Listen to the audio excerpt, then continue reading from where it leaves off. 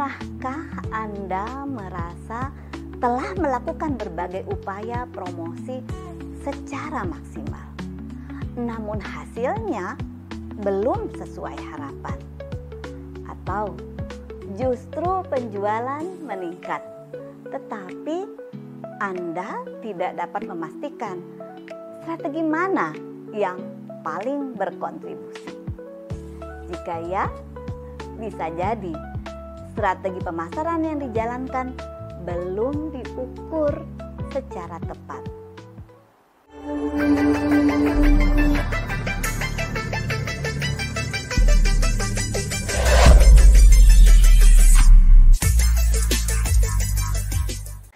Selamat datang di dunia manajemen pemasaran, di mana strategi bertemu kreativitas.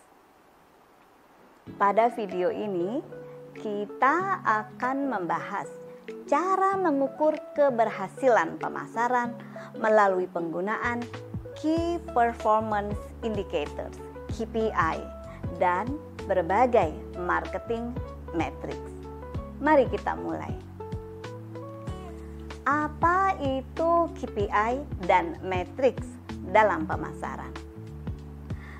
Dalam dunia pemasaran, keputusan yang diambil sebaiknya tidak hanya berdasarkan intuisi atau asumsi. Data yang akurat sangatlah diperlukan agar strategi dapat dievaluasi secara objektif. KPI atau Key Performance Indicators adalah indikator utama yang digunakan untuk mengukur sejauh mana tujuan pemasaran telah tercapai. Sementara itu, marketing matrix adalah ukuran-ukuran spesifik yang mendukung KPI, seperti jumlah kunjungan ke situs web, tingkat keterlibatan di media sosial, atau rasio konversi. Dengan memahami dan menerapkan kedua hal ini, perusahaan dapat memperoleh gambaran yang lebih jelas mengenai efektivitas upaya pemasaran yang telah dilakukan. Mengapa pengukuran ini penting? Tanpa pengukuran yang tepat, strategi pemasaran berisiko menjadi tidak terarah dan tidak efisien. Ada 3 manfaat melakukan pengukuran keberhasilan pemasaran. Yang pertama, mengetahui strategi yang paling efektif. Yang kedua, mengalokasikan anggaran pemasaran secara optimal. Dan yang ketiga, mengambil keputusan yang berbasis data, bukan sekedar perkiraan. Hal ini tidak hanya penting bagi perusahaan besar, tetapi juga krusial bagi pelaku bisnis dan wirausaha yang ingin tumbuh secara berkelanjutan. Ada 5 indikator utama atau KPI yang umum digunakan dalam pemasaran. Pertama, brand awareness. Seberapa luas merek dikenal oleh pasar sasaran. Dapat diukur melalui jangkauan di media sosial, jumlah pencarian di mesin pencari, atau survei persepsi konsumen. Yang kedua, customer acquisition cost atau CAC. Biaya rata-rata yang dibutuhkan untuk memperoleh satu pelanggan baru. Misalnya, jika total biaya promosi sebesar 1 juta rupiah menghasilkan 10 pelanggan, maka CAC adalah 100.000 rupiah. Yang ketiga, conversion rate. Persentase calon pelanggan yang akhirnya melakukan pembelian atau tindakan yang diinginkan. Contoh, dari 1.000 pengunjung situs web, jika 50 melakukan pembelian, maka conversion rate-nya adalah sebesar 5%. Yang keempat, customer lifetime value. Nilai total yang dihasilkan oleh satu pelanggan selama menjadi pelanggan tetap. Dan yang kelima, engagement rate. Tingkat keterlibatan audiens dengan konten pemasaran seperti jumlah likes, komentar, atau share. Sekarang kita lihat bagaimana contoh implementasinya di Indonesia. Kita bisa lihat di sini ada brand lokal Indonesia seperti Skin Dewi yang merupakan merek produk perawatan kulit berbasis organik.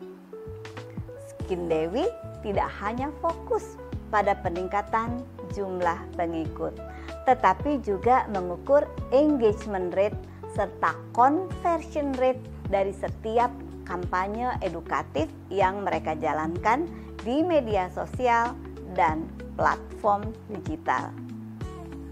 Contoh lainnya adalah Kopi Tuku, sebuah usaha kopi lokal yang berhasil mempertahankan loyalitas pelanggan. Mereka dapat mengukur tingkat pembelian ulang sebagai indikator kepuasan dan keberhasilan pemasaran jangka panjang. Bahkan di platform seperti Tokopedia atau Shopee, pelaku usaha dapat memanfaatkan fitur analitik untuk memantau performa pemasaran, mulai dari jumlah kunjungan hingga rasio transaksi. Bagi teman-teman, para pelaku UMKM, pengukuran kinerja pemasaran tidak harus menggunakan sistem yang kompleks. Mulailah dengan mencatat data-data sederhana, misalnya jumlah pengunjung harian, jumlah pesanan, produk apa yang paling sering dibeli, respon terhadap promosi tertentu. Gunakan fitur-fitur gratis seperti Instagram Insight untuk melihat performa konten, Google My Business untuk toko offline, Shopee atau Tokopedia Seller Center untuk toko daring. Pengamatan sederhana ini akan membantu mengidentifikasi tren dan preferensi konsumen. Perlu diingat bahwa apa yang tidak diukur tidak dapat diperbaiki. Penggunaan KPI dan marketing matrix yang tepat akan membantu Anda untuk dapat menyusun strategi yang lebih efektif, menilai dampak dari setiap kampanye, mengoptimalkan pertumbuhan bisnis dengan lebih terarah. Tidak perlu menunggu menjadi perusahaan besar untuk mulai menggunakan data.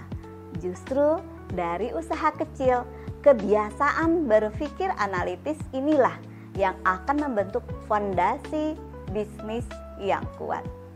Terima kasih telah menyimak video ini. Jika konten ini bermanfaat, silakan berikan like, tinggalkan komentar, dan subscribe untuk mendapatkan video pembelajaran lainnya seputar pemasaran, bisnis, dan kewirausahaan.